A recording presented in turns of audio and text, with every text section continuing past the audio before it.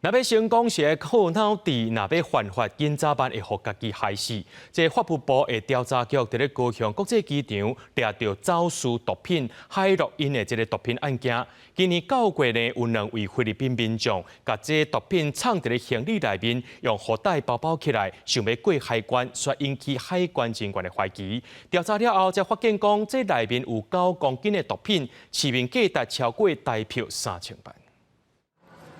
海关人员把这批行李查落来，内底有一捆一捆的包装布，用刀仔刮开，内底竟然是一级毒品海洛因，嫌犯真好打，要直接运到过海关。算算有30-40捆的包装布。高雄调查站副主任表示，这是头摆看到嫌犯用这种方式来藏毒，行为是真嚣摆。较特殊的方式是，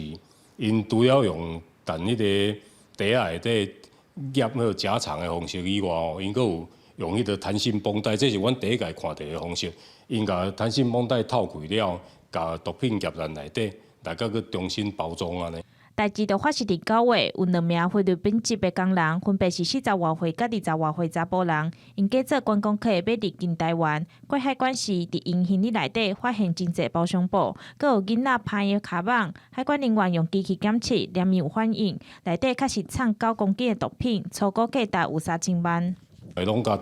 抓落来了，会对因的行李内底就有查伫啊，差不多总共有9公斤的迄个一级毒品海洛因，算是目前为止伫小港机场上大件的。经过高雄市调查处调查，这一档内拢总查到5件毒品走私案件，毋有制毒工厂，佮有包裹走私等。这摆嘛正做这几档内小港机场查到毒品量上侪案件。记者钟义辉、邱昭勇高雄报道。